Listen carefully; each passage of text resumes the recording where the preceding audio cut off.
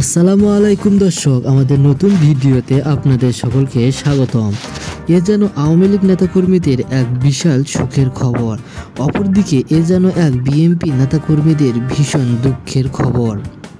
কেননা টানা 15 বছরের ভিতর 10 বছরই কারাবন্দিতে কারাগারে কাটাতে হয়েছে বেগম খালেদা জিয়াকে।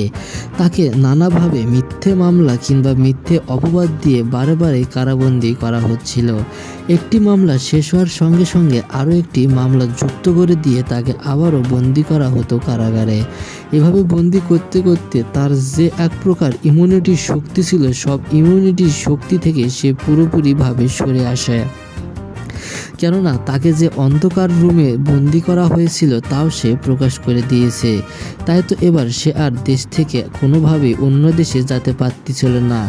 যখনই তাতে উকিল বলেছিল যে খালেদা জিয়াকে এই দেশ থেকে অন্য দেশে পাঠানো হোক ভালো চিকিৎসার জন্য, কিন্তু আওয়ামী লীগ নেতাকর্মীরা কোনোভাবেই খালেদাকে এই দেশ থেকে অন্য দেশে পালানোর কোনোভাবে সাহায্য করেনি।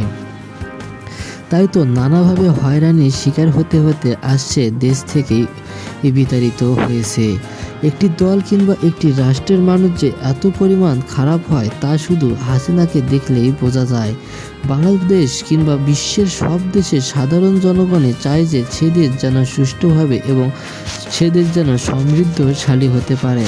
আর দেশ যদি সমৃদ্ধশালী হয় তাহলে সে দেশের সাধারণ জনগণও সমৃদ্ধশালী হবে। তাই তো প্রতিটি ক্ষেত্রে যতবারই নির্বাচন করার কথা বলা হয়েছিল আওয়ামী লীগ নেতাকর্মীরা ততবারই শুধু সেই নির্বাচনের নামে বিশৃঙ্খল নির্বাচনের পথে পরিচালিত করেছিল দেশকে। একটি দল কিংবা একটি রাষ্ট্রের নাগরিক কখনোই চায় না যে সে দেশ কখনোই খারাপ পথে পরিচালিত হোক। প্রতিটি ক্ষেত্রে যেখানে বাংলাদেশের নির্বাচন সুষ্ঠু হওয়ার কথা, সে নির্বাচন থেকে বারে তারা বিতাড়িত হয়েছে। বাংলাদেশে বারে সুষ্ঠু নির্বাচন করার কথা বলেছিল আওয়ামী লীগ নেতাকর্মীরা, কিন্তু আওয়ামী লীগ নেতাকর্মীরা যে কোনোভাবে দেশে সুষ্ঠু নির্বাচন করবে না। আর সুষ্ঠু নির্বাচন করবেই বা কিভাবে? তারা যদি দেশে সুষ্ঠু নির্বাচন করে তাহলে তারা তো তাদের ক্ষমতা বেশি দিন টিকে থাকতে পারবে না। তাই তো তারা ক্ষমতার ভয়ে কিংবা নানা লোভ লালসার ভয়ে দেশে সুষ্ঠু নির্বাচন করতেছে না। আর যদি দেশে সুষ্ঠু নির্বাচন করত তাহলে তাদেরকে আজ এমন দিন দেখতে হতো না। এখন আওয়ামী লীগের দলকে দেশ থেকে নিশ্চিহ্ন করা হয়েছে।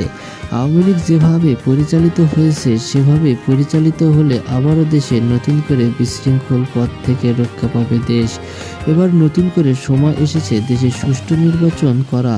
আর এই সুষ্ঠু নির্বাচনের জন্য অপেক্ষা করেছিল বাংলাদেশে হাজার হাজার জনগণ। কেননা সকলেই চায় যে দেশে একটি সুষ্ঠু এবং অবাধ নির্বাচন অনুষ্ঠিত হোক।